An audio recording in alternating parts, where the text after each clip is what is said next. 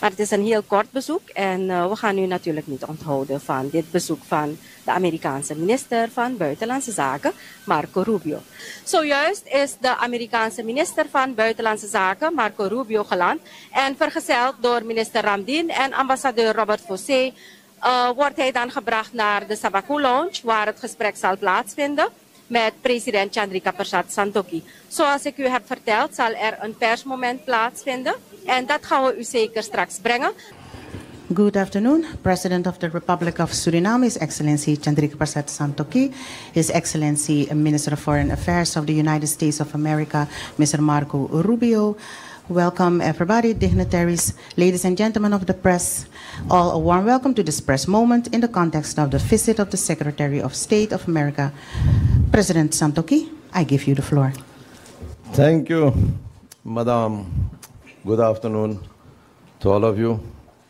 May I once again extend my warm welcome to the Secretary of State, His Excellency Marco Rubio, and his delegation, and I wish to acknowledge the accompanied media from the USA and also the Surinamese and other international media, and I thank you for being here for this opportunity.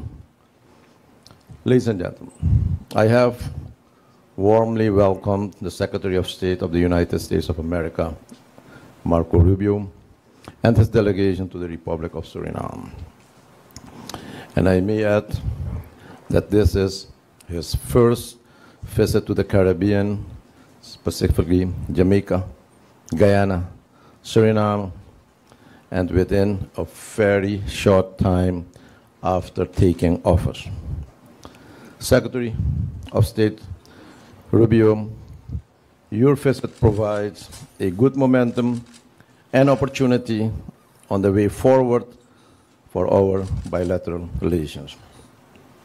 Suriname has a long-standing and strategic partnership with the United States of America. During our meeting, we have discussed opportunities for strengthening and expanding our bilateral relation and cooperation and furtherance of our partnership regionally. In the interest of further expanding the relationship, mainly in the field of trade and investment, we will work together to attract American investors to Suriname. After all, cooperation with America and the American business dates back to the beginning of the 19th century, and we currently have significant investment from the American companies, particularly in the oil and gas industry, but also in the gold sector. And I look forward to the participation of the U.S. delegation in the upcoming edition of the Surinamese Energy, Oil and Gas Summit and Exhibition, SEOX, which will be held in Paramaribo in June of this year. The importance of energy security in the Caribbean region was also addressed and discussed with Suriname, but also with Guyana, which are playing a crucial role. Both countries will become important partners for the Caribbean and the Western Hemisphere. My thanks to Minister Rubio for including my country, Suriname, in his first visit to the Caribbean, and for the support he has promised Suriname regarding the energy security and further intensifying the relationship, which will be in benefit of both our countries and both our people. Thank you. Thank you, Mr. President. We, first of all, thank you for the very warm greeting. And I just began my 10th week as the Secretary of State, so I'm happy to be able to make this visit so quickly. I want to extend my gratitude for the invitation, for the hospitality, and for the chance to interact with you. Such a close partner the country is, and you in particular have been for the United States, and that's a partnership we want to build on. Let me begin by extending my congratulations to your Minister of Foreign Affairs, who will also be our Secretary General at the Organization of American States. It's an important organization that we want to see take on new vibrancy and new energy, and we look forward to working with you, and something that the country should be very proud of. I think it signals the growing importance, relevance, the growing presence that as a nation you have on the regional stage and beyond. And so I wanted to extend that congratulations. I also want to acknowledge, look, the foreign policy of the United States, I think over the last 20 years needs revision. It has largely ignored opportunities when we have found close partners. We have often, in our foreign policy, neglected those opportunities, and we spent a lot of time on problems instead, and on countries and leaders that give us a hard time. We're going to change that. We want to change that. President Trump wants to change that. President Trump wants to make it clear that if you are a friend, an ally, a partner of the United States, there are benefits for your country and for your people in doing so. And we want to enter it in terms of partnership. That's the way we view it. And so we wanted to take a particular interest in visiting and reaffirming our ties to both leaders and countries who have been strong partners. And you have been a very strong partner of the United States. We recognize the difficulties you faced not so long ago when you came into office and had to take on a large debt, an economy that was underperforming. And these things take a little bit of time, but now you've reached and are reaching a point of stability, and now the exciting moment is ahead. Now is the opportunity to build upon that, build upon the pillars of successful nation states, which is security and stability, so then you can reach prosperity. And that's the path you're on. And I know it's a difficult path. I know it's a path that requires a little bit of patience, but it's an important path, and the path you've put your country on, and that we want to help you sustain and be on for the years to come, because you have an opportunity to do something very special here. You really do. You have, in most countries, when they experience growth in the mineral sector and the energy sector, they often don't plan for it. They plan for generating the revenue, but they don't plan how that revenue is going to benefit the people. And you have taken the time, and your government has taken the time and put in the time to construct a plan so that these things aren't just going to generate revenue. They're going to generate prosperity. They're going to generate opportunity. That is the role of government. That is the role of forward thinking. That is the role of planning for the future. And you're doing that. And you're doing it in a way that, if done correctly and sustained, if you stay on this path, you're going to have a country that's going to transform for you in this generation. And it's going to mean something extraordinary for future generations. And we just want to be a partner. We discussed in our private meeting that, unfortunately, we are witnessing in the region how oftentimes insecurity, instability, and poverty becomes contagious. It spreads and it impacts other countries. But the reverse is true as well. Stability, security, and prosperity can also become contagious. And you have an opportunity not simply to change the destiny of the people of your country, but in other ways, and in direct ways, really help impact the security, stability, and prosperity of the region. And we just want to be helpful. We believe it is in our national interest to have a Caribbean region that is safe and stable and prosperous. And you're at the vanguard of that in what you are doing. And so we are just here to encourage you to continue to do that, because we are going to do everything we can to ensure that American companies and American firms and investors who are looking for opportunities understand there's real opportunities here. With the work you've put in to take on corruption, to establish strong rule of law and stability, so companies know if we invest in a sector, it's going to generate revenue, jobs, and opportunity for the people of Suriname. But we also know that 5, 10, 15 years from now, we're going to be safe in our investment, because we have a country that has a strong democracy, has a stable rule of law, and has a welcoming leaders who understand its importance for the people and for the future. And that's what we commit to doing, for looking to opportunities to build on all this. We've spoken about some of the mechanics of preventing drug trafficking organizations from ever getting a foothold here, of preventing these transnational crime gangs from ever getting a foothold here. We want to be your partner in stopping that from ever happening, so you never, ever, now or in the future, face the problems that some other countries are facing. And we've also talked about responsible ways, because you don't just want to, and you have the right vision for this, you don't simply just want to access the natural resources of a country. You want to do it in a way that's responsible, that protects the natural beauty of the land and preserves it so that future generations can enjoy it as well. And you have a unique and golden opportunity to do it. We're excited by your vision for it. We encourage the people of the country to sustain that vision, and we look forward to being your partner. We thank you for everything we've done together already, and what hopefully we'll be able to continue to do in the years to come, certainly as long as I'm in this role. So I thank you for this very warm welcome, and I'm excited about the opportunity. And my understanding, Mr. Ambassador, I am only the 4th Secretary of State to visit. That's correct. Mm-hmm. But how many have visited twice? All right, so we've just set a new goal. We've set a new goal, and hopefully we can come back again and reaffirm that. I look forward to doing that. Thank you. Thank you very much, Your Excellencies. I give now the floor to Ivan Cairo from the Ware Tijd. Good afternoon. Thank you for this opportunity. Mr. Rubio, you just brushed on the topic of security. What can Suriname expect in regards to drug trafficking, combating drug trafficking? Because for years there has been discussions that the DEA will put up their office again in Suriname. Is this discussed? And also, in regard to security, there was an agreement between Suriname and the United States. The shipwright agreement, will that be revitalized? The police cooperation with the police of Las Vegas, how is that in your policies? And the cooperation between the National Army of Suriname and the South Dakota military enforcement, how will that come into play the next coming years? Maybe the President could also chime into that. Thank you. Well, on the first, I can't speak for the South Dakota National Guard, but I can tell you it's very cold in South Dakota. And so I think they probably like coming here and being helpful. How much does it snow here? Well, we can import it. Well, they're trying to get away from the snow. But you mentioned the DA office. That's something we're going to take back as well. But here's what we want to do. Let me explain. The goal, we're having this debate in the United States about foreign aid. And this is one of the reasons why I wanted to come to the Caribbean and meet with all these countries. For too long, our foreign aid has been driven by what we think you need.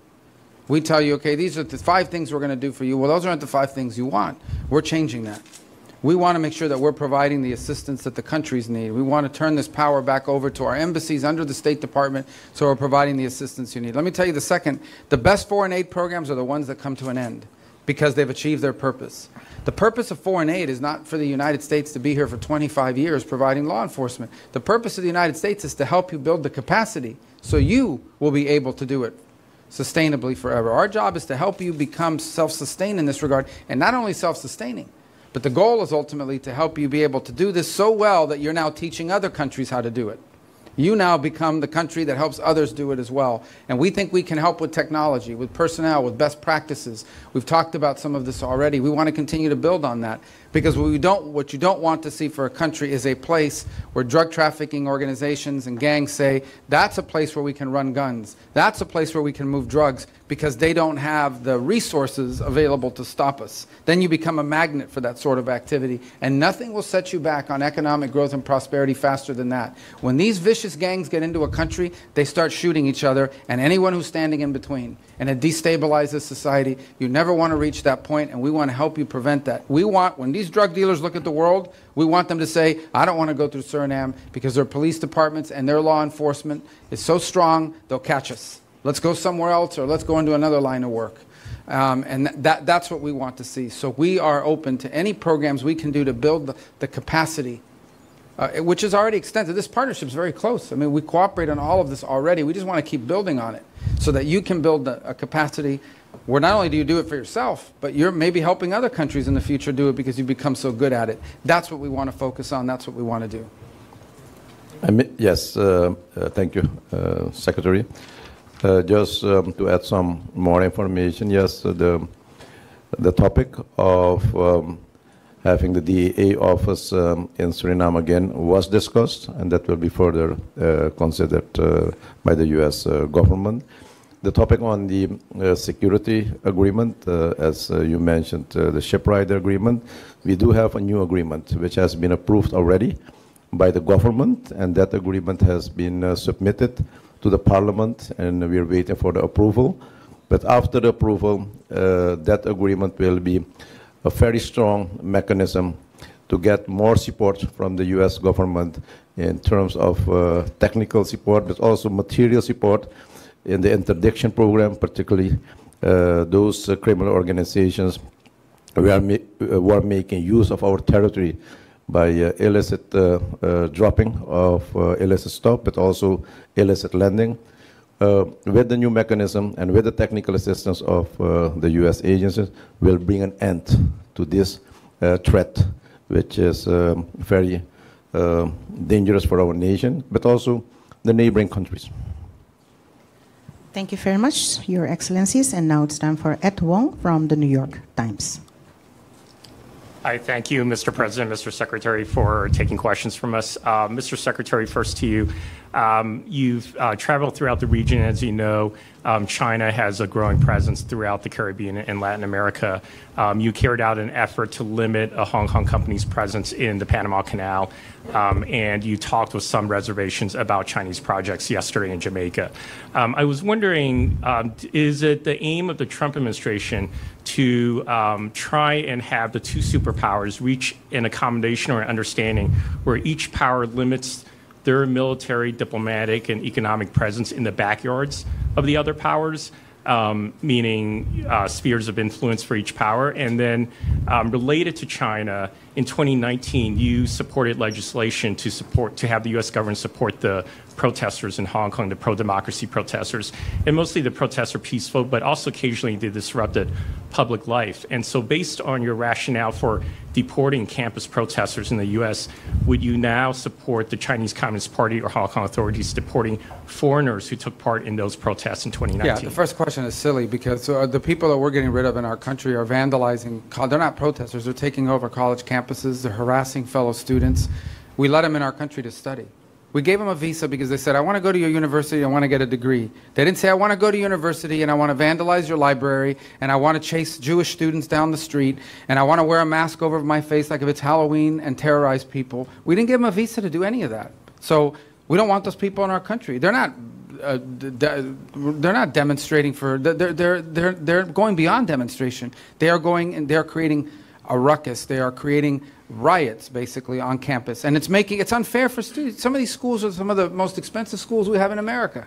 People pay a lot of money to go to these schools. They borrow money to go to these schools, and you can't even go to class because some lunatic who's covering their face is running through campus, spray painting things, harassing people, and they're in my country as a guest. We want them out. Every one of them I find, we're going to kick them out. On your first question, we don't talk about spheres of influence. The United States is an Indo-Pacific nation. We have relationships with Japan, South Korea, the Philippines. We're going to continue those relationships. My problem with China is twofold. The first is we haven't, in many cases, we don't have American companies that have shown an interest in investing in a country, so they don't show up. You leave them with no option. My second problem is in a lot of these countries, the Chinese companies go in, they do a terrible job. Not a bad job, a terrible job. I just came from Guyana where we had to drive on a road the Chinese built. You were on the trip with us? Yeah. Or did you have to go on this road? Yeah. Okay, we almost all had concussions because the road was so bad. It was terrible. They paid these people to build this road and then they bring their workers. They bring their workers. They don't hire you. They bring their workers in to do all the work.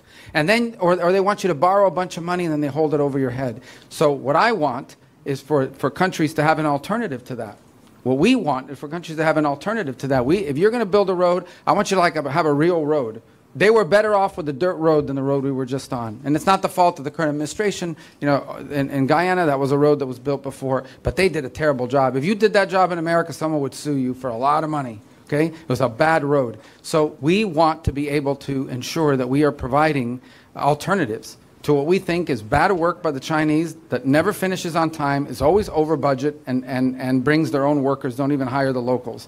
And one more point I would make in this regard. There are certain sectors, okay, when it comes to telecommunications and so forth, where I'm just honest with people. If you're going to have a telecommunications system that is controlled by Chinese companies, you're going to have trouble having American investors come in because they don't want all their stuff stolen.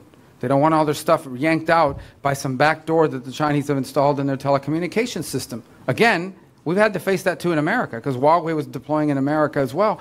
Again, we have to have an alternative, though. There has to be somebody else that comes along and says, we can do it too, and we won't spy on you when we do it. So our goal is twofold. Create these options, but not just options that don't, to China, options to work that involves bad workmanship, over budget, with debt attached, and using their own workers instead of yours. That's the alternative we want to provide, and in any endeavor we can. Mr. President, do you have any comments on cooperation with China in this hemisphere? Well, I think the position which has been addressed by Secretary of State Rubio is quite clear what the position of United States of America is.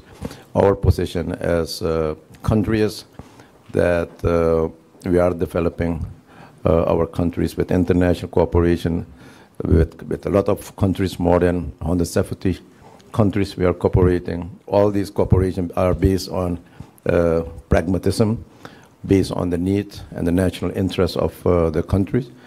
So in relation to China, what we are doing as a country is that we do have several areas of development. We are looking for investors, we are inviting investors, and just what the minister has said, not all the countries are showing up, and there are sometimes more countries which are showing up for their interests and their projects. So we need to keep that aspect also into consideration. My invitation to the minister was, we need the private sector of the United States. A lot of those projects which are implemented in Suriname by Chinese companies, those projects were granted through international procedures. And through international bidding procedures, our local companies, our local content are excluded. And most of these projects were financed by the Inter-American Development Bank, the World Bank, and our view is that as soon you will have more opportunities for the Surinamese companies, more and more Surinamese companies will involve, and on the other side, we hope that more United States company will offer themselves, will come to Suriname, will offer them all the incentives, and I think Suriname is a very close country to the United States of America. They don't have to look for opportunities in the Far East or in Africa. Here we are. Here we have the oil and gas, and we are very happy to welcome the Apache, the APA. We are very happy to welcome Halliburton. We are very happy to welcome Schlumberger. And we see more and more U.S. companies coming to Suriname to invest, and they are very welcome. Thank you very much, Your Excellencies. We have come to an end to this press moment. We thank you for being here. Thank you very much. Ja, kijkers. Zojuist heeft hij dan het persmoment gehad. En dit is nu het moment waarop minister Marco Rubio zal vertrekken vanuit Suriname. Zoals ik al zei, hij heeft Jamaica aangedaan, Guyana en Suriname. Hij keert nu terug naar de Verenigde Staten van Amerika. De minister van Buitenlandse Zaken, minister Albert Ramdien. Minister, de Amerikaanse minister van Buitenlandse Zaken is zojuist geweest. Vrijwel een kort bezoek. Kunt u ons vertellen wat het bezoek precies inhield? Het was een kort bezoek, maar heel intensief. En we hebben verschillende programma-onderdelen afgerond. Het is een heel constructief, positief bezoek. Weinig geklaag. Toekomst kijkend. Met name op een stuk van olie en gas. Op het zaken doen, de ondersteuning voor wat betreft democratie en rechtsstaat. En een goed klimaat creëren voor investeringen en voor vooruitgang. Dus in dat opzicht is het heel goed verlopen.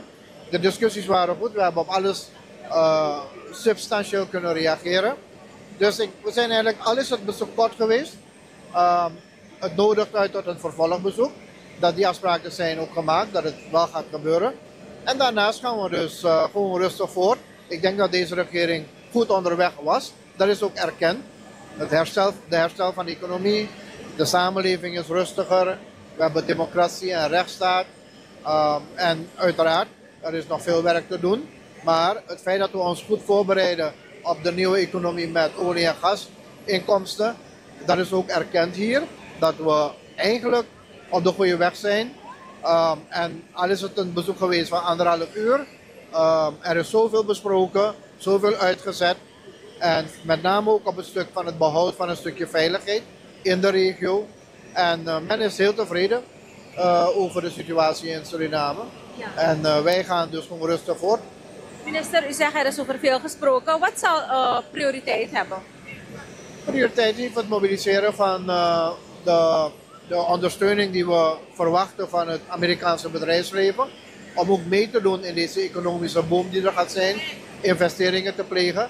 En als dat allemaal zijn beslag krijgt, dan is er ook in onze eigen regio, want wij behoren in de Amerika's, natuurlijk een stukje dynamiek die verwelkomd wordt. Als incoming Secretary-General van de OAS, hoe zal de samenwerking zijn met Amerika? Heel goed, we hebben hier ook bilateraal eventjes over gesproken. We hebben wat afspraken gemaakt om in Washington verder te praten. Wij weten beide welke issues spelen. Wij weten ook beide dat de OAS een belangrijke rol vervult. Dat heeft u ook aangegeven. We moeten nu ervoor zorgen dat de verwachtingen die er zijn van een nieuwe secretaris-generaal om die organisatie weer op peil te brengen, op niveau te brengen, dat dat zal gebeuren. En ik zal binnenkort met een aantal maatregelen komen die mee zullen helpen dat idee, die wens in vervulling te doen gaan. Dus met de Amerikaanse regering hebben we hele goede relaties en persoonlijk ook. Dus ik denk dat we uiteindelijk wel gaan zien dat zowel binnen de OAS als in de bilaterale sfeer de relatie tussen Suriname en de Verenigde Staten, maar ook de relatie tussen CARICOM en de Verenigde Staten belangrijk zal zijn. Dit bezoek had in feite ook een symbolisch karakter om dat aan te geven.